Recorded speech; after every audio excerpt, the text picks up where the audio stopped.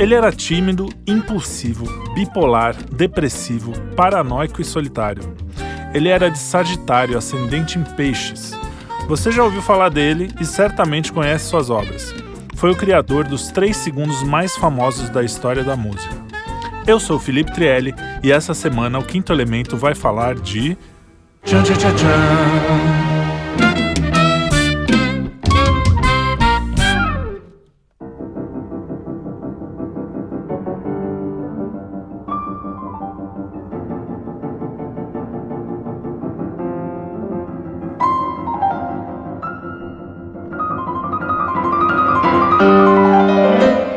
Tá bom, todo mundo sabe quem é Beethoven, cujo nome significa literalmente o plantador de beterrabas. Mas você sabe por que ele é considerado um dos maiores gênios e uma das personalidades mais importantes da história? Vem comigo então, que depois desse podcast você vai ouvir suas músicas de uma forma totalmente diferente.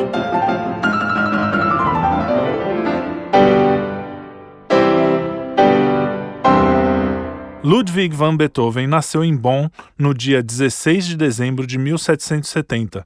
Ele fazia aniversário no mesmo dia que a Jane Austen, que nasceria 5 anos depois. Atarracado, com um bom sorriso, amável e melancólico, cabelos extremamente negros, olhos azuis acinzentados e cativantes. Sua personalidade era tão forte que, mesmo com a timidez, não passava despercebido. As formas com que os biógrafos descrevem sua personalidade são tantas e tão contraditórias que é até difícil encontrar palavras. Isso talvez se explique pela complexidade e pela riqueza do seu espírito.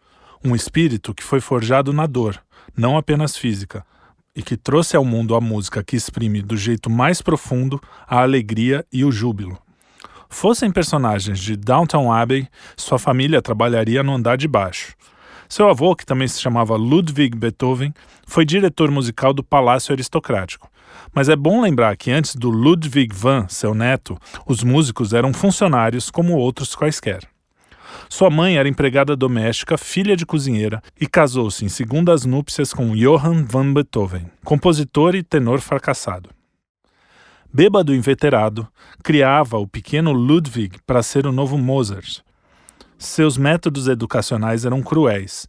Desde os 5 anos de idade, Beethoven vivia entre surras e uma rotina desumana de estudos.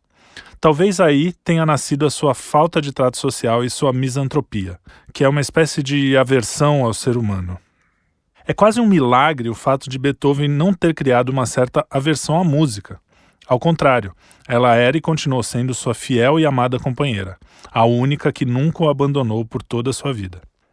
Beethoven se destacou desde cedo. Aos 10 anos largou a escola. Ele era tão surpreendente como músico que o seu professor colocou um anúncio pedindo apoio financeiro e dizendo que o menino era um gênio. Dizem que quando criança chegou a impressionar Mozart em um recital, mas o desejo de virar seu aluno não se realizaria. Ele conseguiu o apoio e aos 17 anos foi para Viena, o centro cultural da Europa naquele momento, com a intenção de estudar com o famoso compositor. Porém, o destino quis que sua mãe, que já estava doente com tuberculose, piorasse e assim ele voltou para Bonn, ficando 5 anos ali. Nesse meio tempo, Mozart morreu e a intenção de estudar com o homem que tanto o inspirou foi frustrada. A doença e morte de sua mãe, provavelmente a sua única forma de ternura, o abalou profundamente. Triste e solitário, também ficou responsável por criar seus 2 irmãos, já que seu pai se afundava na bebida e ficava cada vez mais violento. Enquanto cuidava de sua mãe, antes mesmo de ir para Viena, desconfiou que também tinha pegado a doença. Mas Deus tinha outros planos para o menino. Cada vez mais melancólico, escreveu mais tarde: "Coitado do homem que não sabe morrer. Aos 15 anos eu já sabia." Para conseguir criar os irmãos, além da pensão do pai, que era entregue diretamente a ele, porque o velho Johann não tinha condição de administrar nada, Beethoven teve que arrumar um emprego, o que foi bom, porque deu até uma certa independência. Apesar da crescente tristeza, Beethoven acabou encontrando pessoas que fizeram com que sua esperança na humanidade se mantivesse acesa. Ele era bem um iluminista, amava a humanidade, mas tinha dificuldade com o próximo. Apesar da sua fama de misantropo, cultivou amizades que duraram a vida inteira, como Eleonora Bühning, que foi sua aluna e depois casou-se com um homem que foi um dos seus melhores amigos, o Dr. Wegler. Mesmo tendo-a conhecido ainda criança, a amizade dos três durou até a velhice. Seu mestre e professor, Christian Gottlob Neff, era mais que um professor de música, e talvez tenha sido a sua primeira boa figura paterna. Em 1772, prestes a completar 22 anos, voltou para Viena. Uma cidade pujante e urbana, porém bastante frívola. Sua cidade natal era bucólica e tranquila. Ali cultivou seu amor pela natureza, que também iria acompanhá-lo pela vida inteira. E que inspiraria sinfonias inteiras, como a número 6, conhecida como a Pastoral.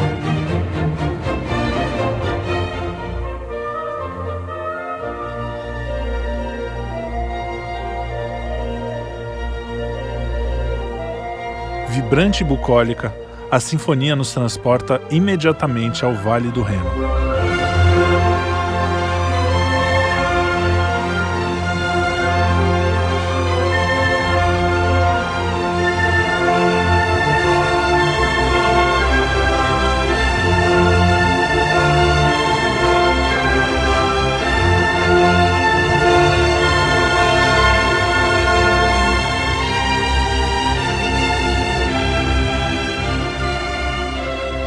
Em Viena, estudou com Haydn e também teve lições com Salieri, aquele mesmo do Mozart, do filme Amadeus, tão mal retratado pelo Milos Forman.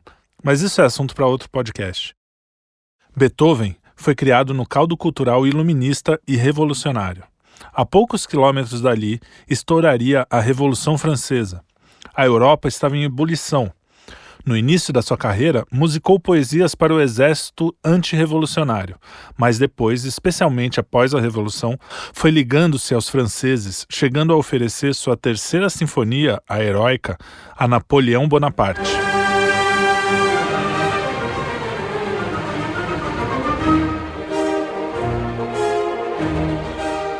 Havia se transformado no mais apaixonado dos republicanos.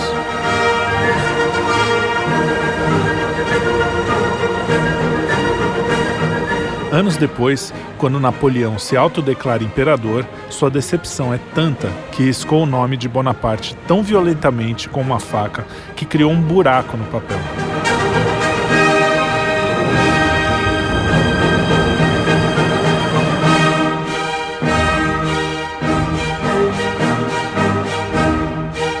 Mais tarde, ele mudou o nome para Sinfonia Heroica, composta para celebrar a memória de um grande homem. Mas isso tudo só aconteceria em 1804. Antes disso, em 1795, estreou seu primeiro concerto. Em 96, já sentia que o destino lhe reservava algo maior. Coragem! Apesar de todos os desfalecimentos do corpo, meu gênio triunfará. 25 anos, ei-los chegado. É preciso que este ano mesmo o homem se revele inteiramente, escreveu Beethoven. A saúde de Ludwig sempre foi frágil.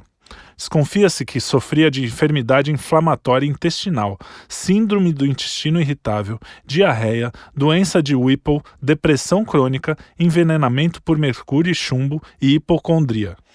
Já nessa época, seu ouvido dava sinais de que falharia, pois o compositor ouvia um zumbido constante.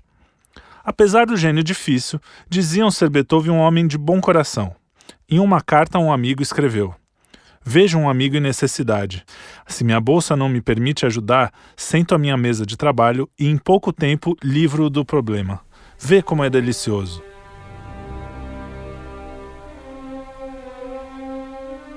Imaginem agora o homem no auge da sua capacidade, que sabe quem é, se vê perdendo a audição a ponto de, em 1801, já não conseguir esconder a surdez. Lembre-se que a Heroica foi composta em 1804, sua terceira sinfonia, e ele nunca a escutou como nós, assim como boa parte da sua obra.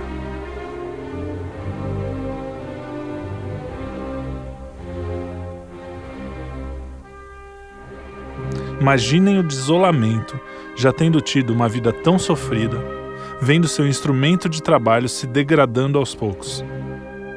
Imagine o quanto isso influenciou no seu trabalho, a força dramática das suas obras, o teor emocional e profundo da sua música, ao mesmo tempo pessoal e universal. Seria Beethoven sem ter passado por tudo isso? Em carta a outro amigo e pastor, Carl Almenda desabafa. Meu caro, meu bom, meu afetuoso Amenda, com que frequência eu desejo ao pé de mim? Teu Beethoven é profundamente desgraçado. Sabe que a mais nobre parte do meu ser, o ouvido, tem enfraquecido bastante. Já na época que vivíamos juntos, sentia eu os sintomas do mal e ocultava-o. Mas foi piorando sempre. Curar-me-ei? Espero, mas bem pouco. Tais moléstias são as mais incuráveis. Como devo viver tristemente, evitar tudo o que amo, o que me é caro, em um mundo tão miserável e egoísta? Triste resignação em que devo refugiar-me. Prontifiquei-me, sem dúvida, a me pôr acima de todos esses males. Mas como será possível?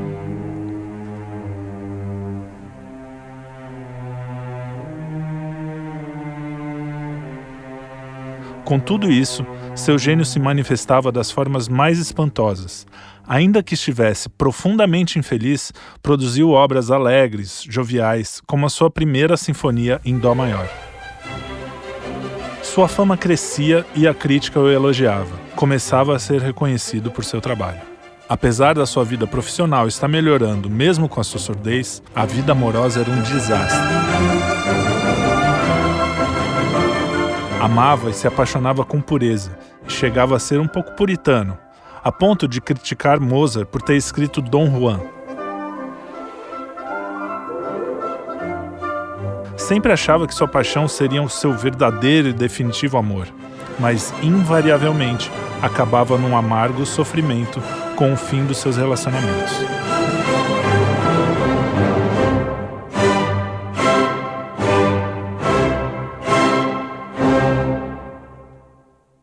Em 1801, por exemplo, se apaixonou por Giulietta Guicciardi, filha de um conde e a quem deu aulas de piano. Em 1802, ele dedicou a ela a Sonata para Piano número 14, que se tornou conhecida pelo nome Moonlight Sonata. Mas sua amada, vaidosa, egoísta e infantil, o abandonou para casar com um conde. Depois ainda pediu socorro a Beethoven para que ajudasse o marido em uma ocasião. Escreve Beethoven: ele era meu inimigo, eis justamente a razão por que lhe fiz todo o bem possível. Esse era o Ludwig. Após essa decepção amorosa e com a doença piorando cada vez mais, entrou em crise e escreveu o famoso Testamento de Heiligenstadt. Vocês, homens que pensam ou dizem que eu sou malevolente, teimoso ou misantropo, quanto vocês se enganam a meu respeito. Vocês não conhecem a causa secreta disto que creem ver. Desde a minha infância, meu coração e minha mente estavam dispostos a sentimentos gentis e a boa vontade, e sempre quis realizar grandes façanhas. Mas considerem agora que por 6 anos eu fui um caso sem esperança, agravado por médicos insensatos, trapaceado ano após ano na esperança de melhora. Finalmente, compelido a encarar a perspectiva de uma doença duradoura, cuja cura tomará anos ou talvez seja impossível. Nascido com um temperamento ardente e vivaz, suscetível até mesmo a diversões da sociedade, eu fui forçado precocemente a me isolar, a viver na solidão.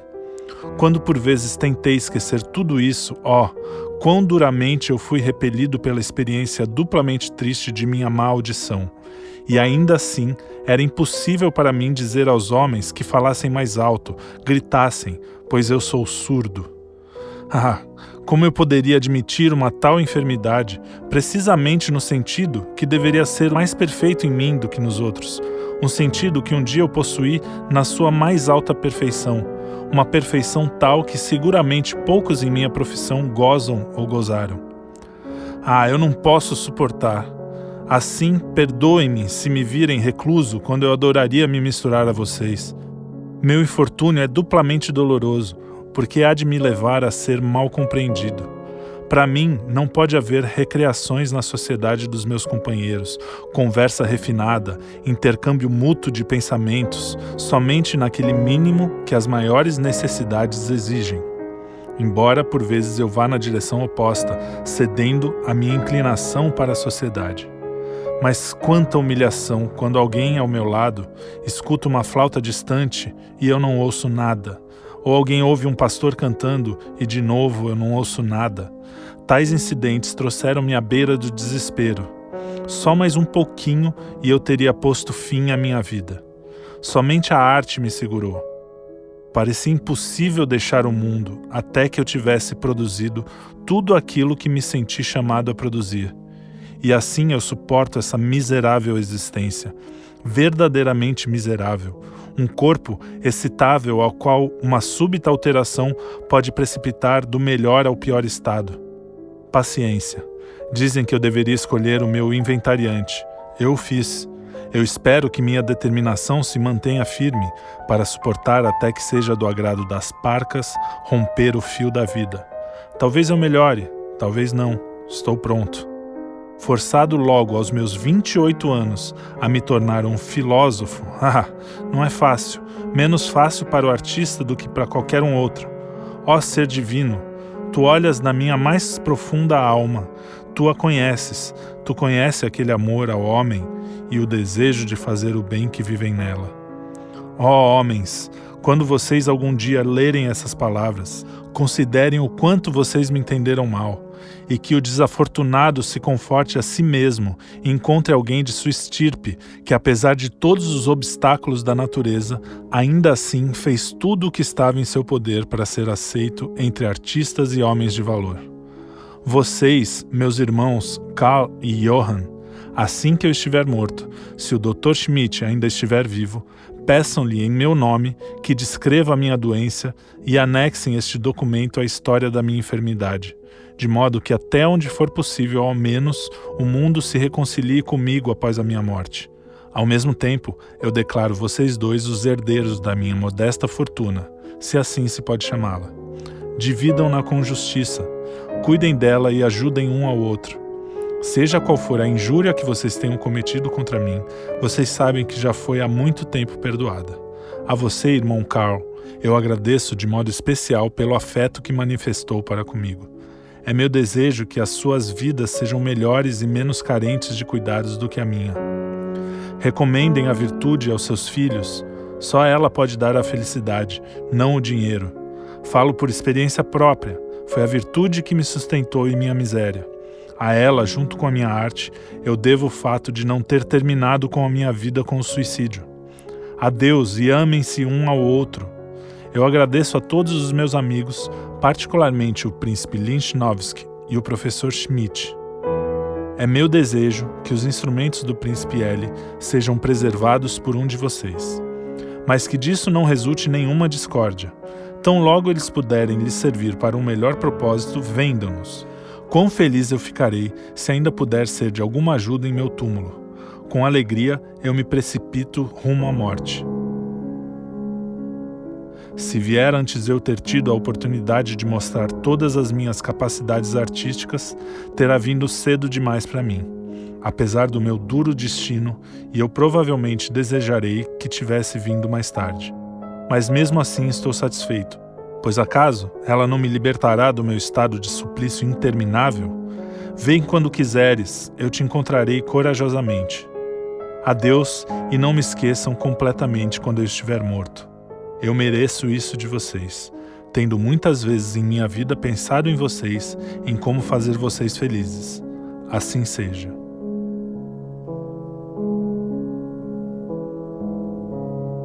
Beethoven nunca entregou a carta-testamento aos seus irmãos, e ela foi encontrada só após a sua morte.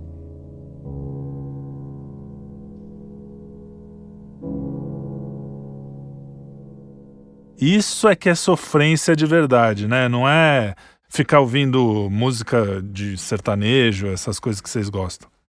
Mas olha que interessante, né? Sua força moral o salvou de si mesmo, e as obras escritas nesse período, 1802, refletem a sua tristeza interior. Eu quis ler essa carta inteira porque ela é um retrato muito correto do que era Beethoven. É uma pessoa que tinha internamente um drive para a felicidade, para a alegria, para a sociabilidade, mas que a vida o levou a esse isolamento, né? A saúde principalmente.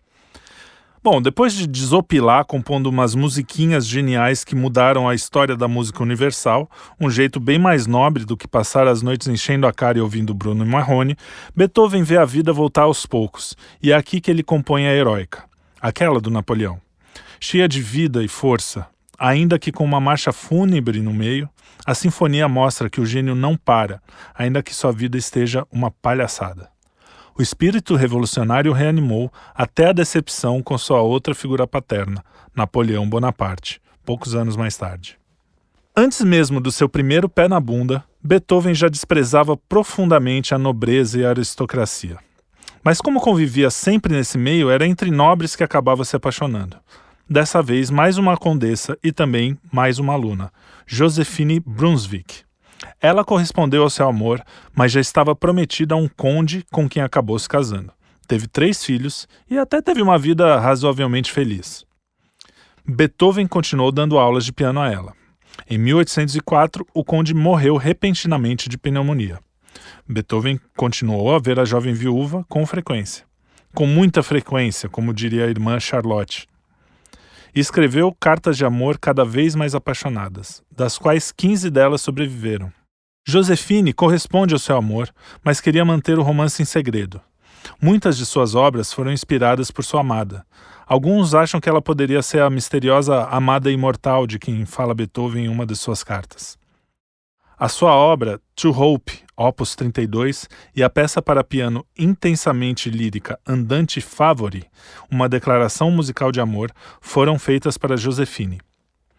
Falando em Minha Amada Imortal, o filme é muito bom, mas é uma ficção, tá? Não tem muito de realidade ali. Não tem compromisso com os fatos ocorridos. Bom, mas por pressão da família, a Josephine terminou o relacionamento. Alguns autores dizem que Beethoven e Josephine se amaram até o fim da vida. Um amigo o surpreendeu no último ano da sua vida, aos prantos, abraçando seu retrato e falando alto: "Eras tão bela, tão grande, semelhante aos anjos."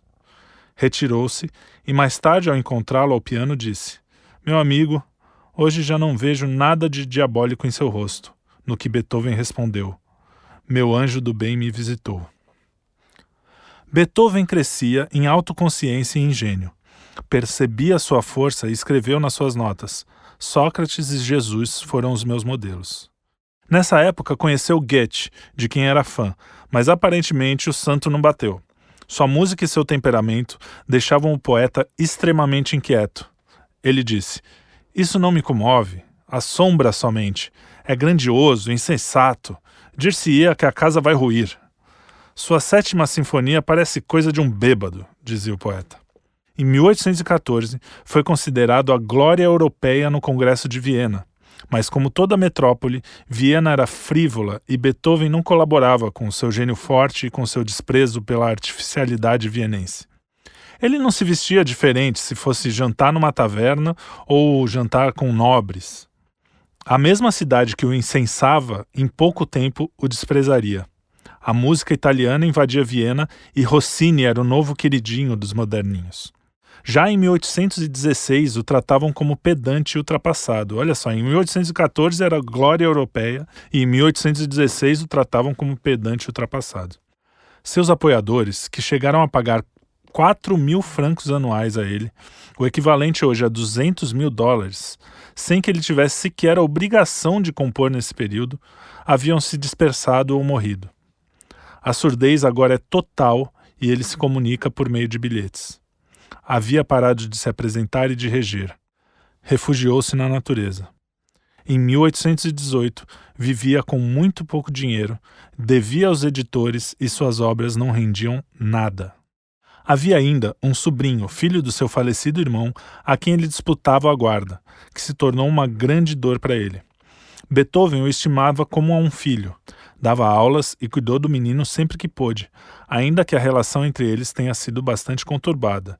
E Beethoven também não era das pessoas mais fáceis, né? Ainda assim, o sobrinho se mostrou bastante ingrato a ponto de não estar presente nem nos momentos finais do músico. A sua maior e mais famosa obra, a 9ª Sinfonia, foi um projeto de uma vida inteira. Em 1773, em Bonn, as primeiras ideias já eram esboçadas. Roman Holland, no seu livro A Vida de Beethoven, de uma coleção chamada Biblioteca de Cultura Musical, que infelizmente não está sendo mais editada, escreve o seguinte: toda a vida ele quis cantar a alegria e fazer dela o remate de uma de suas grandes obras. Toda a vida hesitou em encontrar a forma exata do hino e a obra em que pudesse incluí-la. Mesmo por ocasião da 9ª Sinfonia, estava longe de decidir-se. Até o último instante esteve prestes a encaixar a Ode à Alegria numa 10ª ou 11ª Sinfonia. Deve-se notar que a 9ª não é intitulada, como dizem, Sinfonia com coros, mas Sinfonia com o coro final sobre a Ode à Alegria. Ela podia ter e quase teve outra conclusão. Em julho de 1823, pensava ainda Beethoven em lhe dar um finale instrumental, que empregou em seguida no quarteto Opus 132. Esse homem infeliz, constantemente atormentado pela amargura, aspirou sempre a cantar a excelência da alegria, e de ano em ano adiava sua tarefa, incessantemente, apoderado pelo turbilhão de suas paixões e por sua melancolia. Foi só no último dia que a atingiu. Mas com que grandeza! No momento em que o tema da alegria vai aparecer pela primeira vez, para de repente a orquestra, faz-se um súbito silêncio, o que dá à entrada do canto um quê de misterioso e divino. Curiosamente, Beethoven celebrou a alegria no momento mais triste da sua vida. Maltratado em Viena, cogitou estrear sua obra em Londres, mas foi demovido por alguns poucos amigos que ainda lhe restavam. Entre 1816 e 1821, escreveu apenas 3 composições para piano. A opinião pública e seus detratores diziam que ele estava esgotado. Em 1824, nobres vienenses escreveram uma carta que o deixou profundamente tocado. Sabemos, diziam eles, que escrevestes uma nova composição musical sacra. Aqui eles estavam falando da Missa em Ré, Opus 123. Iluminada pela luz sobrenatural que penetra a vossa grande alma e na qual exprimistes os sentimentos que vos inspira a vossa fé profunda. Sabemos, além disso, que a coroa das vossas grandes sinfonias está acrescida de uma flor imortal. Vossa ausência durante esses últimos anos afligiu a todos os que tinham os olhos voltados para vós. Pensávamos todos, com tristeza, que enquanto um gênero de música estrangeira procurava transplantar-se para a nossa terra, relegando ao esquecimento as produções da arte alemã, o homem de gênio tão altamente colocado entre os vivos permanecia silencioso. Somente de vós espera a nação nova vida, novos louros e um novo reino de verdade e beleza, a despeito da moda corrente. Dai-nos a esperança de ver algo satisfeitos os nossos desejos, e que a primavera vindoura, graças aos vossos dons, possa reflorir duplamente para nós e para o mundo. Nesse ano, coincidentemente ou não, Beethoven terminou a sua 9ª Sinfonia. Em 1824, estreou em Viena a Missa em Ré e a Sinfonia Coral, hoje conhecida apenas como a 9ª. O sucesso foi absoluto. Foi a primeira vez que vozes foram utilizadas numa sinfonia. Beethoven as coloca no último movimento como se tivesse alcançado tudo o que poderia em termos musicais e agora precisasse de palavras para ir além. Como disse Richard Wagner sobre a 9ª, quando a música não tem mais como melhorar, entram as vozes.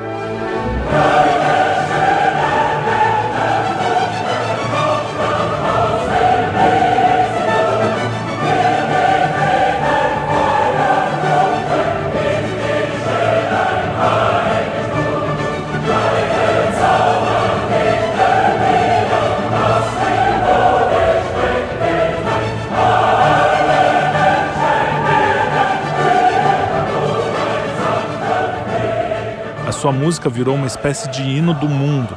Chegou a ser o hino oficial até de um país, a Rodésia. Foi tocada na queda do Muro de Berlim e virou o hino da União Europeia. Fazer o quê, né?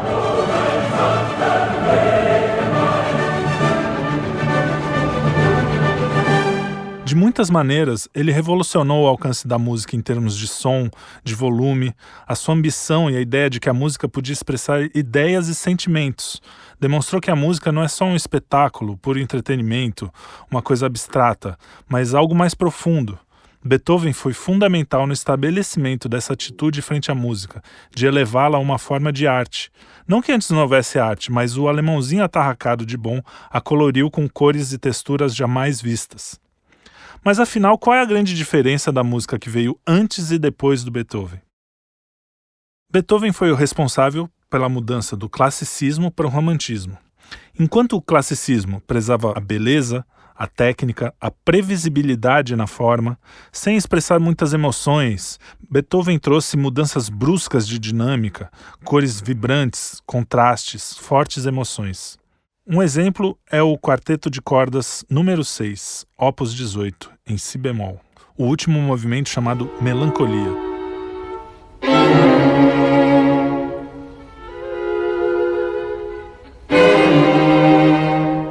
Beethoven redefiniu a expressão musical, mudava as tonalidades para lugares inesperados, fazia grandes arroubos de pianíssimo para fortíssimo, coisa que não era muito comum na música de então. A música clássica, do classicismo, era mais ou menos assim.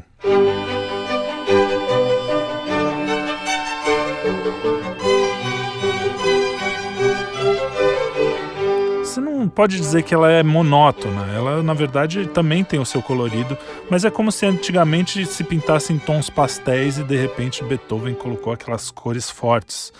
Veja o exemplo do romantismo, como mudou a expressão musical mesmo.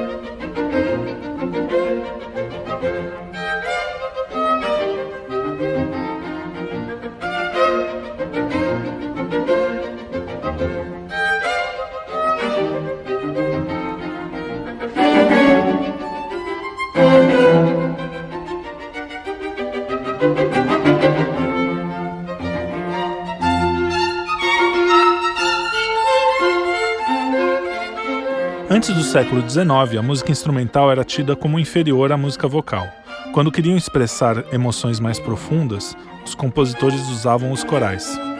Mas Beethoven subverteu isso, utilizando cores e expressões fortes na música instrumental.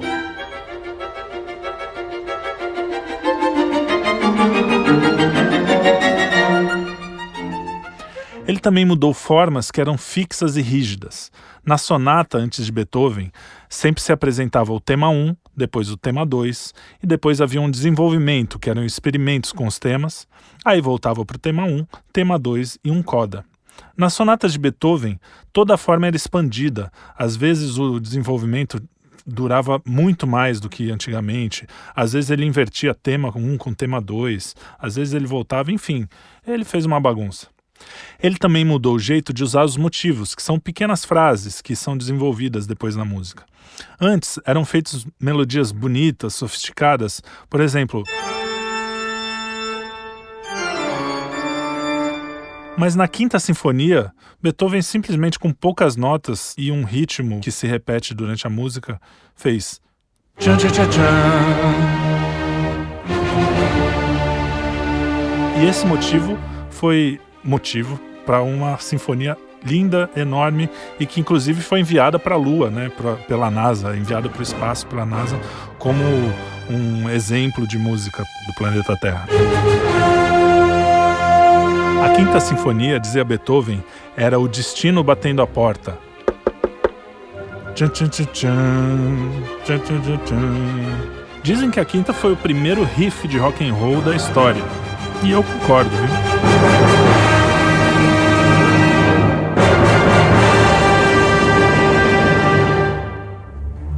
O terceiro movimento imponente repete esse motivo, mas com outra carga dramática, outra emoção.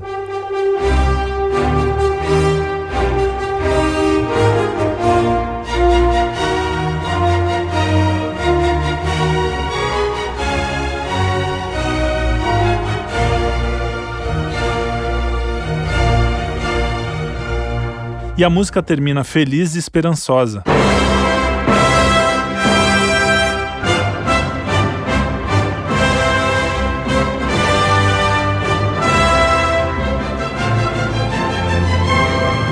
Assim como a nona, começa sombria e vai ficando luminosa até o final redentor.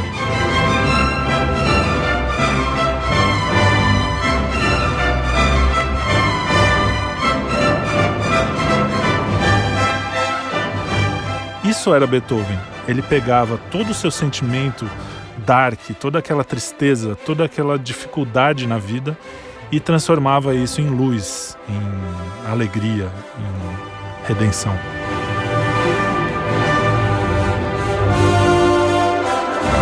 Beethoven também foi o responsável por mudar a persona do artista. Ele foi o primeiro popstar, vamos dizer assim. Ele não se ajoelhava para aristocrata, ele zombava das pessoas, brigou com o público por terem chorado, ao invés de terem aplaudido na sua apresentação. Ele era aquele cara que, equivalente a hoje, é o cara que quebra o hotel e joga coisa pela janela. Ele era um cara meio difícil de conviver. Ao mesmo tempo, as pessoas o respeitavam não só pela música, mas por essa impetuosidade, pela sua personalidade. Então ele elevou a figura do artista a alguém complementar a música. No limite, é por causa dele que você tem que ouvir as opiniões políticas da Anitta. Mas voltando à sua história, em 1826, apenas 2 anos após estrear a nona, Beethoven pega um resfriado e pede ao sobrinho para que chame um médico. O sobrinho esquece e demora 2 dias para chamar o doutor. O médico chegou tarde demais e durante 3 meses Beethoven lutou contra a morte. Ainda assim, em janeiro de 1827, deixou toda a sua herança para o seu sobrinho. No leito de morte escreveu: "Eu me armo da ciência e penso, todo mal traz consigo um bem." Suas últimas palavras, durante uma forte tempestade de neve, foram: "O fim da comédia." 20.000 pessoas foram ao seu funeral. Logo depois de sua morte, vendiam-se cigarros com sua marca, gravatas, calças. Ele foi uma espécie de Beatles da época, tinha tudo em camiseta, aquela coisa do souvenir do artista, né? Então, você pode perceber que, além de um grande músico, de ter realmente mudado a história da música, de ter trazido uma carga dramática para a música, o Beethoven também trouxe uma mudança do modo como vemos os artistas. Dizem que ele é o primeiro artista no sentido que vemos hoje, né? No sentido que a gente fala hoje.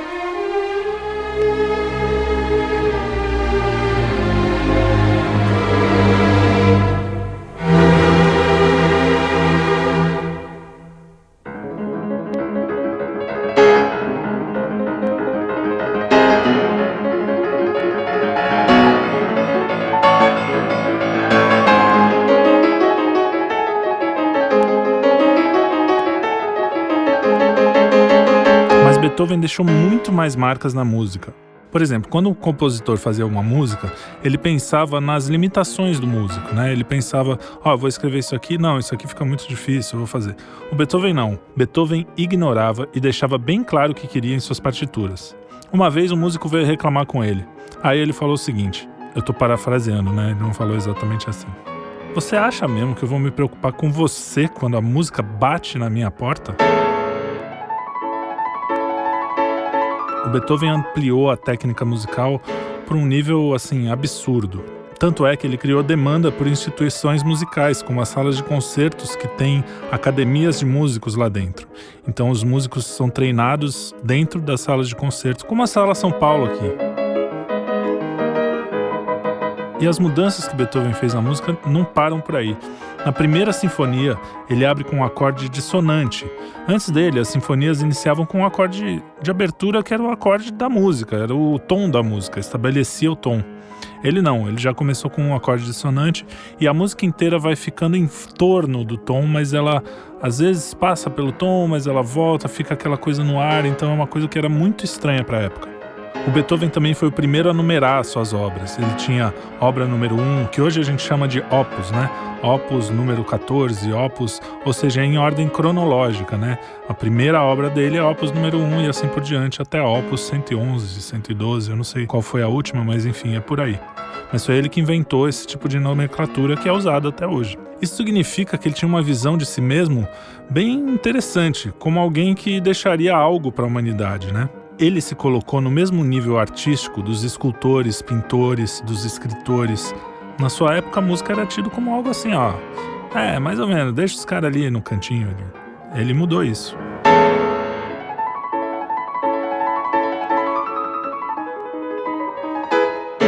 Outra inovação dele foi colocar o número do metrônomo. O metrônomo era uma invenção nova. O metrônomo é aquele clique que marca a música, né, para quem não conhece. E ele começou a colocar o número. Antes dele, o ritmo era colocado assim, é andante, allegro ma non troppo. As suas anotações de tempo eram exatas, coisa que não se fazia antes também, até porque não existia o metrônomo. Ele também colocava articulações, dinâmica, detalhes na música para que os músicos tocassem exatamente o que estava na cabeça dele. E foram essas demandas que criaram aquelas academias que eu falei, né? Na verdade, a criação das academias e das salas de concerto também vieram junto, coincidente ou não, com o Beethoven. Então ele praticamente foi o responsável pelo negócio da música erudita. A música foi colocada nesse patamar de apresentação muito mais nobre, muito mais séria, até meio chato hoje, né? Aquela coisa mas tão formal que perde um pouco a leveza. Beethoven também fez o primeiro álbum conceitual, sabia? Ele fez 6 músicas cantando a história de um amor não correspondido, An die verliebt. Acho que é isso. O piano que ele escreveu não era só um acompanhamento, ele fazia contrapontos e coisas bem sofisticadas, coisas que não existiam antes nesse tipo de música. Há quem diga, inclusive, que ele pode ter sido o precursor do jazz. A sua Opus 111 usava síncope e blue notes.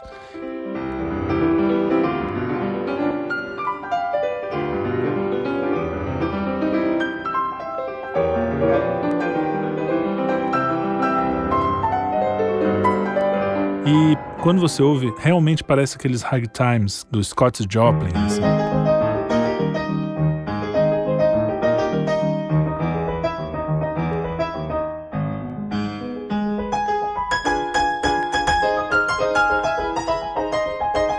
Bom, o Beethoven, como vocês viram, foi um homem com uma vida difícil, né? Hoje a gente fala tanto, né? As pessoas têm, é tão difícil viver hoje, preciso de bolsa não sei o quê, preciso de não sei o que lá, de cota e blá blá blá. O cara sozinho, com uma vida difícil, com todas as dificuldades possíveis, o cara era surdo e era músico. O cara fez a 9ª Sinfonia surdo. Sabe como ele ouviu a 9ª Sinfonia? Foi mais ou menos assim.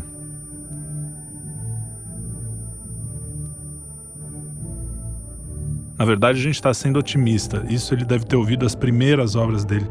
Na 9ª ele já estava completamente surdo, provavelmente. Aliás, tem uma história dele sendo aplaudido pelo público, que ele meio que regeu a 9ª, as pessoas deixaram ele reger a 9ª, mas ele já não ouvia nada, né? E ele continuou regendo quando a música já tinha acabado. E aí precisou de um músico tocar nele para ele olhar os aplausos, a imensidão de aplausos que ele tinha recebido.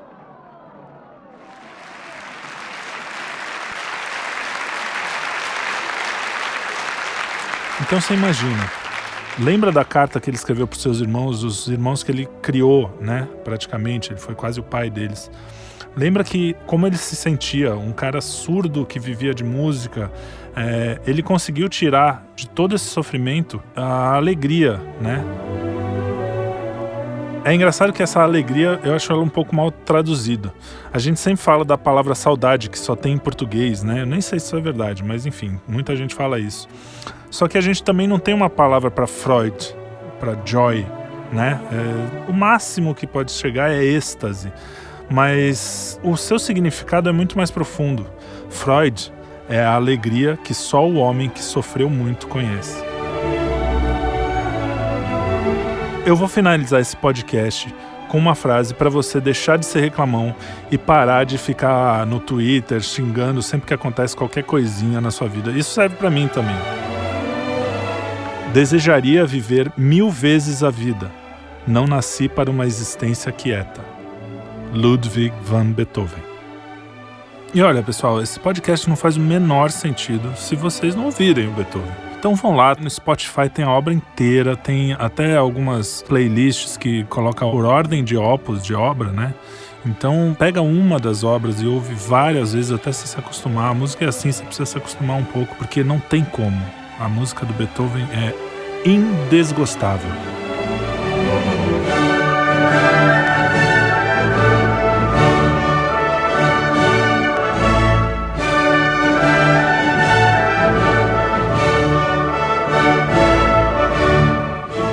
Muito obrigado, esse foi mais um podcast do Quinto Elemento, espero que você tenha gostado. Não esqueça de acessar nossas redes sociais, de dar like, de fazer todas aquelas coisas que vocês já sabem. Estamos no Instagram, estamos no YouTube e estamos também nos podcasts por aí. Um grande abraço, eu sou o Felipe Trielli e até a próxima!